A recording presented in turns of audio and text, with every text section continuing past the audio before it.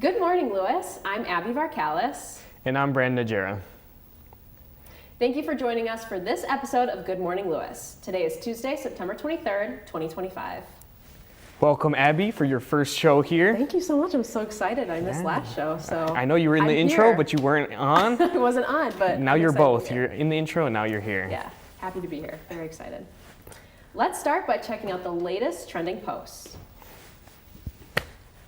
I think you're gonna like the ones I picked. I hope so. They better be funny. This one's out there. I really like shoes.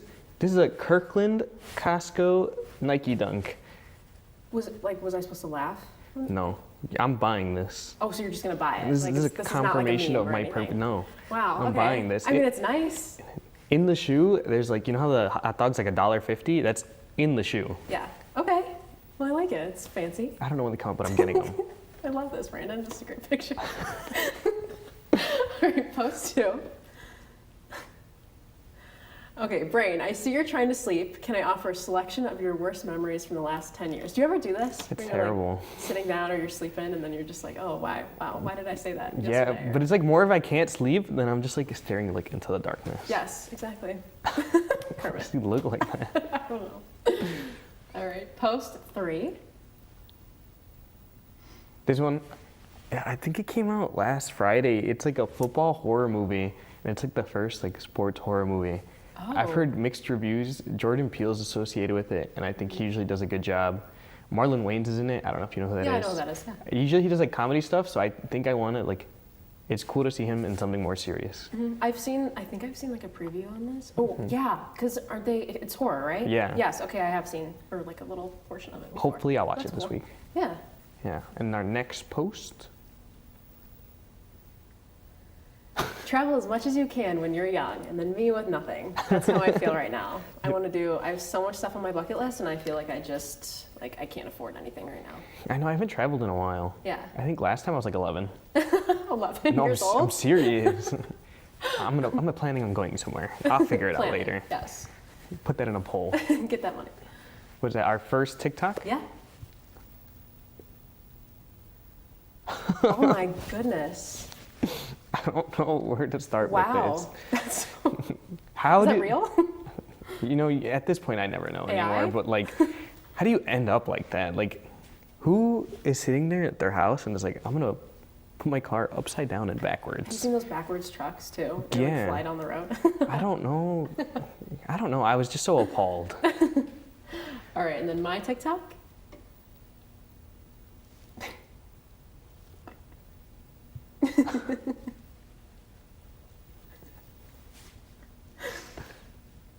Oh my.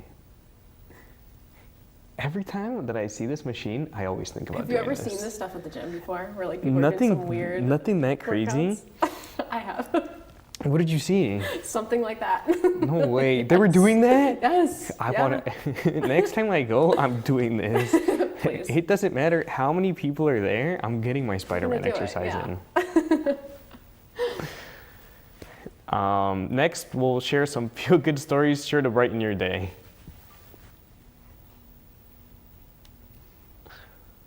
In New Jersey, baseball fans, families, and former players joined forces on the diamond.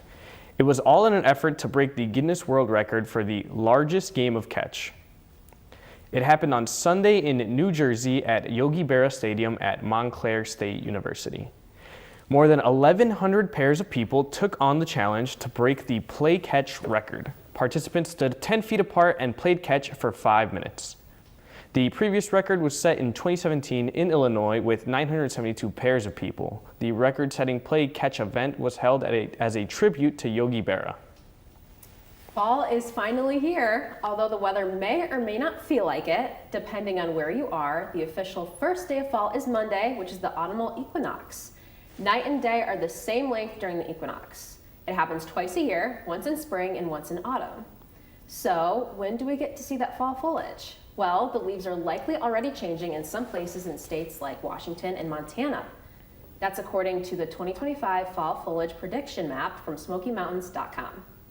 Nearly all of the lower 48 should have leaves changing by October 27th, just in time for Halloween. On Sunday, British singer and actor Harry Styles finished the Berlin Marathon in less than 3 hours. He ran the race under the assumed name Stead Sarandos. Styles finished 524th in the over 30 age group. The 31-year-old pop icon's completion time was even faster than his 3-hour and 24-minute finish at the 2025 Tokyo Marathon in March. Up next, we'll show you what's new at Louis U. Stay tuned.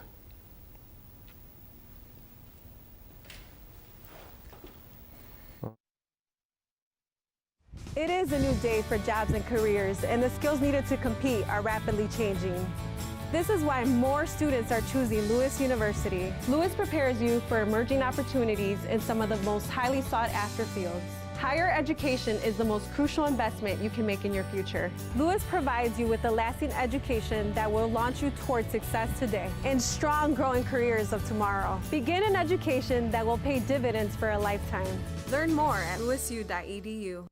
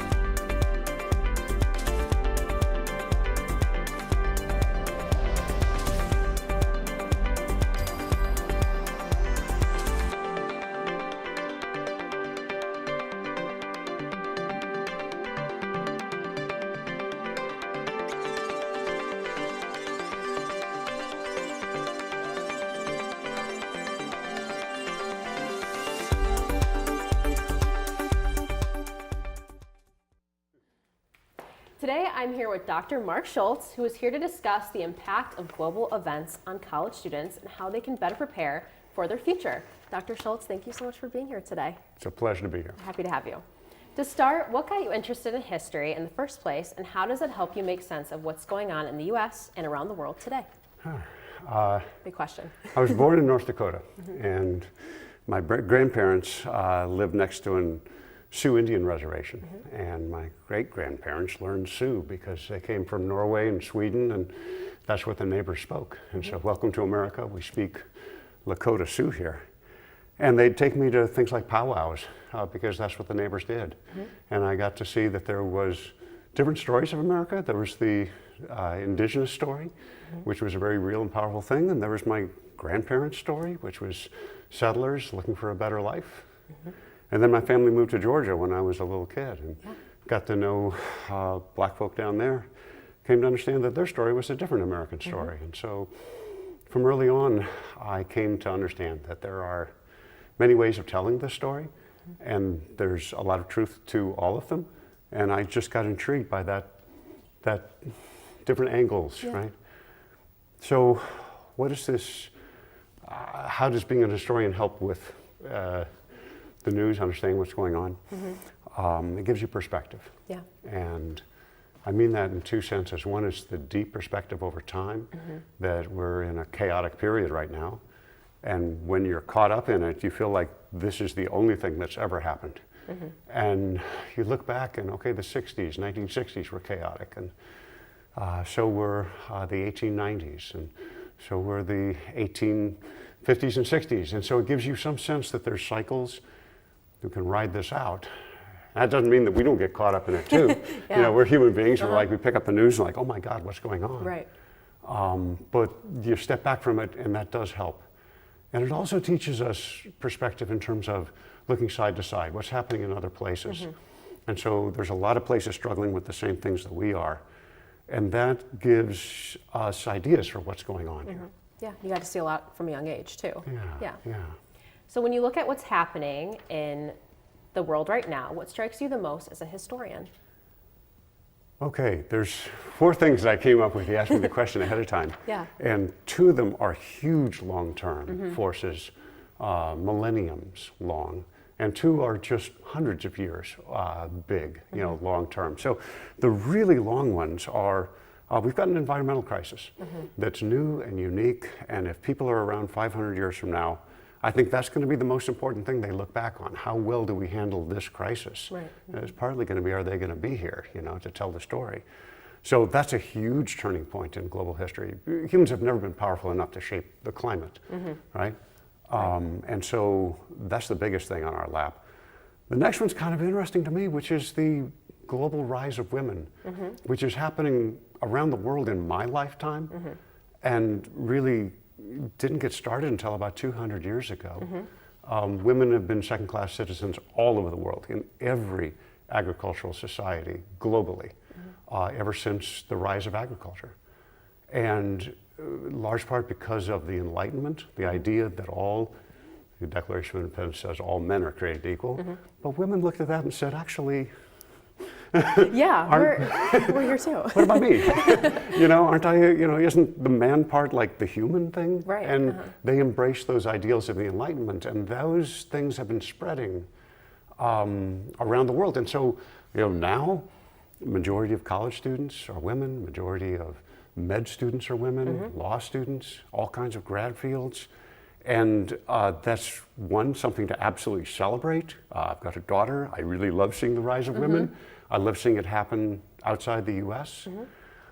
It's also scaring the heck out of a bunch of guys in all kinds of societies, right? Because they feel like, well, if I don't have much in life, at least women are below me. And it's like, oh no, now my boss is a woman, and what do I do now? And so it shook all kinds of things up.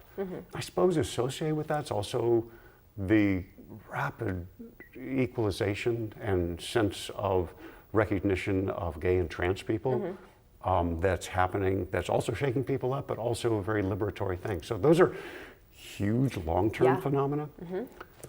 The more short-term, meaning from an historian's point of view, just hundreds of years we're talking about, is we've got a rise of authoritarianism that's happening globally. It's not just the US, it's globally. So authoritarians are rulers who aren't checked by other branches of government, who can control many aspects of society at their whim. And everywhere this is happening, or it's threatening to happen. And it's overturning a lot of the work that's been done since the Enlightenment. I'm 61, so when I was born, black folk in Georgia, where I grew up, couldn't vote. Right? So it's a really recent idea that all Americans should have that basic right. So that gain is fragile. And the other one is mechanization and creative destruction. And if you take my global history classes, we talk a lot about this. Because, forever people did things working with their hands. Right. And then bit by bit we're getting replaced by machines. And sometimes that's wonderful because there's kinds of work that people just don't want to do. That's just, grudging, just drudge work. But bit by bit, the kinds of things that people did that gave them a sense of purpose and allowed people to support their families are getting replaced by machinery. And first it was blue-collar people whose work was getting replaced, and they're the ones that are really angry right now, looking for authoritarians. Right? So these two things are linked to get back what they believe is their due, and everybody should have a right to work for a living. And now it's coming for our jobs, maybe not yours, but lots and lots of jobs are being replaced by AI and robotics that are now white-collar work, lawyers, right? Seriously, disappearing. Vice presidents of banks in charge of loans, computer programmers. And so the world is getting shook up, and people are feeling anxious and fragile, and there's that tension in the air, and people looking for solutions, and some of them are radical solutions. Just find somebody who can fix this. And that's how I understand what's going on. Yeah, it's amazing to see all these changes too, everywhere. So how do you see the changes here connecting with what's going on in other parts of the world? Authoritarianism and creative destruction are hidden all over. And authoritarianism is global. And creative destruction is hitting first in the rich Western countries, which had the highest standard of living, and now that's being evened out. There's a guy, Thomas Friedman, wrote a book a while ago called The World is Flat, which just great, hilarious title, right? It's like Columbus thing, right? You know, the advantages that the West had with mechanization and factories and the Industrial Revolution being first in Europe and then the U.S. You can build factories anywhere. Yeah. And international corporations aren't loyal to any country, so they're going all over the world, finding the cheapest labor possible in stable countries where they can turn out goods. And so that's shaken up the whole world, right? We're all interconnected. You can't understand that just from one country's point of view. It's a global thing. The cultural side of this backlash is that all over the world, there are men uncomfortable about the rise of women. There are religious conservatives uncomfortable about gay people, you know, lesbians, trans people coming out, you know, of the closet and asking for equal rights. We're being confronted by other people's cultures because of immigration that's sped up around the world, and places that had felt like they were a little eddy, that, you know, it's just us, people that are related to each other for 500 years, and now we've got new people here, and what do we do? And a lot of folks are struggling to make sense of that, and some people embrace it, and some people reject it, and we're fighting about this all over the place. Yeah. And so you get a rise of what's called ethnic nationalism and religious nationalism, which is people trying to claim that the country they live in is really designed for people just like us, but not the new people coming in, not the people that are coming up with new ideas, not the people that are having other ways of living that are challenging their traditional ideas. This isn't just the US. This is India, this is Turkey, this is China, this is Russia, this is all over Europe, this is, name a country. And we're all struggling with this now because we're a globalized world now. Right? Where do you go to hide from all these forces, right? So,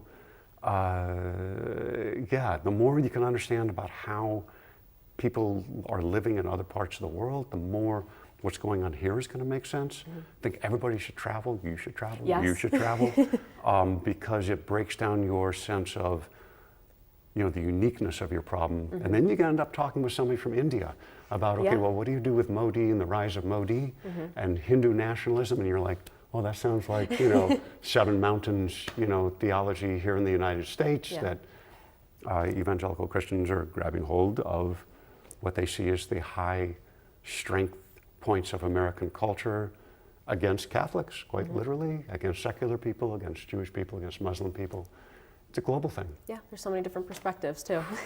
Yeah. So a lot of students say the news feels overwhelming. What tips do you have for staying informed without getting burned out? We all feel overwhelmed by the news. Definitely. The only people that don't feel overwhelmed are the ones that have just kind of given up, and they, you know, I'm gonna live in my closet and hold on to myself. I recommend that people follow news that is, seek news that they trust. In other words, look for news sources that have some balance to them. If it's only liberals or conservatives talking on your news, it's probably not balanced. I like news that doesn't add the emotion. I've got all the emotion I need. I have grief and anger overflowing. And for my news commentator to give me their grief and anger, I don't need. I'm already upset. So I like The Economist. It's a British news source that tells global news in short, like one page at a, you know, half a page news segments, and they do it with British snarky humor, which I appreciate. And there's a news outlet called Al Jazeera, comes out of the Middle East, that I think is the most balanced news in the world. Does it real calmly, doesn't tell you how you should feel about it. It's just this happened, and that happened, and that happened. You get it free online.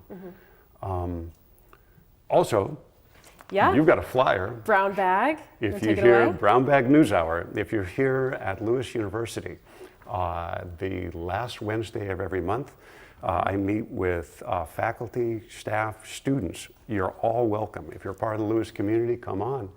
And we meet in AS 157, the academic building, at noon, and everybody brings a bag lunch. And students always open up the conversation. I'll have to come, yeah. Yeah, we'd love to have you. It's tomorrow, right? This perfect. is Tuesday, so tomorrow is the last Wednesday of the month. Tomorrow at noon. And students always start the conversation. We talk about Wonderful. everything you could imagine, whether it's Israel, Palestine, whether it's Russia, Ukraine, whether it's the rise of China, whether it's the rise of women. Yeah. What do we do with AI? And we have people coming from all around the campus that bring interesting perspectives. We get people from computer science with their ideas, political science, our history. We get biology that shows up. We get people from all over, economics. I had no idea about this either. Oh, it's awesome. This is And it's great. fun. And you're allowed to say whatever you think. We Yeah. need a society where people are free to say what they think and ask questions. That's the only way that we can come to understand each other is by being a little bit curious about people we disagree with and trying to understand why they think the way they do. Yeah. It's fun. Come Yeah, on. absolutely. Have a Yeah, good I'll time. be there. So even with everything going on, what makes you feel hopeful about the future? Old folks die, young people take over. Okay, for real, Yeah. it's helpful. It's happened over and over in history. I love my Lewis students. When you guys take over, we may be in a better place. I have my classes, and I'm like, you guys just blow my mind with your ability to talk to each other. So I'm hopeful in that sense. I'm a Christian, so I have a sense of, I'm not alone. We're not alone. I don't know how we're getting out of this mess that we're in right now, but people have been in messes before, right? I mean, my parents remembered World War II and the Great Depression. 1890s, we were shooting each other, political assassinations like we're having now, right? And calls of just hatred at the other side and not recognizing them as fellow citizens who might have some claim that we ought to listen to. And I'm saying that to both sides. Yeah. We've been here before. Now, we had a civil war, 150 years ago, and I don't think we'll get there, but Americans have been in bad spots before, and we've worked through it. That does give me some hope. But now we've got people to rely on now, which is great. We do. Yes.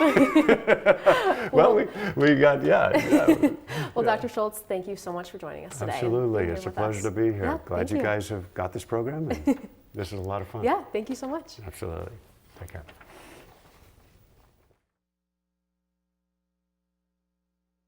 For over 50 years, WLRA has been on air showcasing countless students. As the first all-digital college radio station, Lewis University students are given access to industry-leading equipment.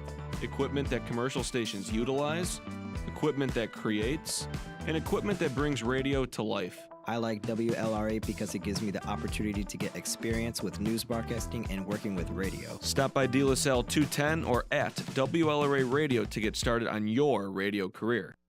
There's so many rewards in life. You coming into our home was one of the greatest rewards we could have ever had. You know, it took 20 years, and I got my third child, who was 17 at the time. It's so cool to watch the adult that you've become, and you really have done as much for us as you think we've done for you.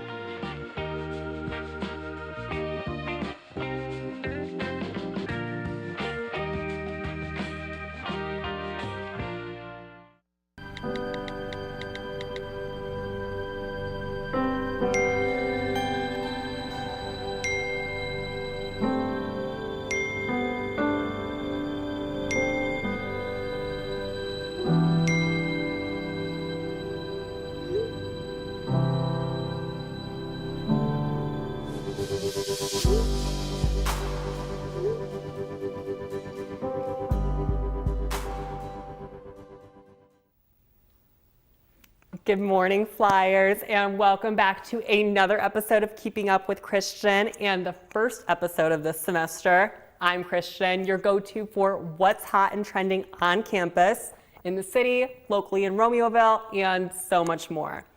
So, with fall rolling in, there are so many fun activities going on near us, so let's dive in. First up, let's talk about what's trending around campus, shall we?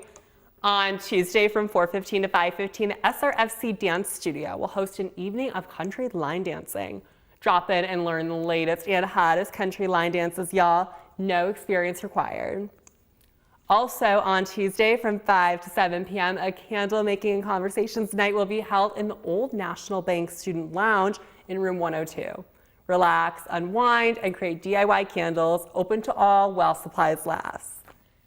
And on Wednesday, Tracy, no, not our wonderful Tracy from LUTV, but another Tracy will be hosting an open paint night.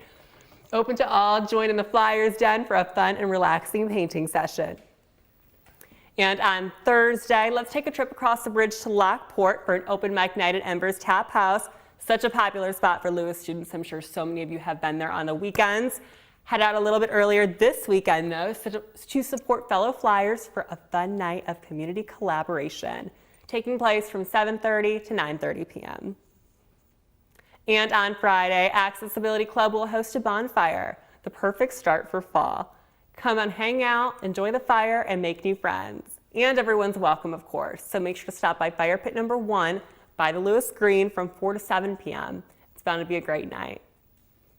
Now let's talk about what's happening around the Romeoville area, because home matters and there are some cool events around our own backyard this week.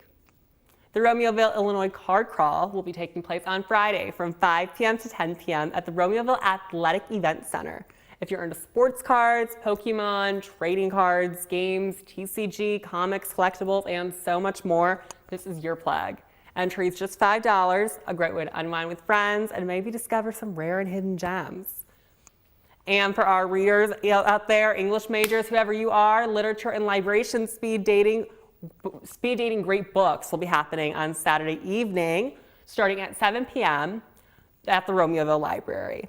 I absolutely love this idea. A mix of reading, dialogue, beverages, good conversation, and obviously expanding what you read. And lastly, on Thursday, the Romeoville Historic Society fundraiser will take place at 4 p.m. at the famous White Fence Farm, an absolute staple of Romeoville history and in Chicagoland in general. If you like community vibes, history, networking, especially if you're studying something like public history, preservation, or you just want to do something chill, this is an absolutely great option. And for some real fun, the city is only 30 minutes away, and there are tons of fun events that are perfect for college students. There are a bunch of concerts to catch, obviously, this week. The National and the War on Drugs will play Tuesday night, September 24th, at the United Center. Kygo and Laura Wilson will play on Wednesday night, September 25th, at the Huntington Bank Pavilion and Northerly Island. And another honorable mention, so many of us love, Cigarettes After Sex is in the city and was around last night. Were any of y'all there? If you were, I am so jealous. Everybody in their generation, I think, loves that band. If you like live emotional music, lyrics, and big productions, these are major. Tickets may vary, so watch your budget, but come on, I think everybody is entitled to one big show. It's totally worth it. And of course, how can we forget Oktoberfest? Beginning this weekend on September 25th, this event is always huge for Chicagoans. Great music, great culture, great drinks, and great fun. Make sure to get out some time within the next month for an absolute blast. And again, with fall right around the corner, Lincoln Park Zoo, again, so famous for us here in the city, will host its annual Fall Fest. Great for all ages, so make sure you head out for a night of exploration and fun with the approaching season. What an absolutely amazing way to end the month of September. I hope to see all of you Flyers at least one of these events. I know I'll totally be hitting up Oktoberfest in the city, and I might have to take a trip to Embers this weekend to see what all the fest is about as well. With our busy semester schedules, we all deserve to relax and have some fun. So make sure to stop out at one point, bring your friends, and unwind. We'll be right back after these messages. It is a new day for jobs and careers, and the skills needed to compete are rapidly changing. This is why more students are choosing Lewis University. Lewis prepares you for emerging opportunities in some of the most highly sought after fields. Higher education is the most crucial investment you can make in your future. Lewis provides you with a lasting education that will launch you toward success today and strong growing careers of tomorrow. Begin an education that will pay dividends for a lifetime. Learn more at lewisu.edu.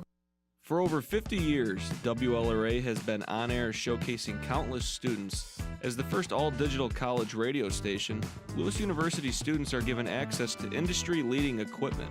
Equipment that commercial stations utilize, equipment that creates, and equipment that brings radio to life. I like WLRA because it gives me the opportunity to get experience with news broadcasting and working with radio. Stop by De La Salle 210 or at WLRA Radio to get started on your radio career.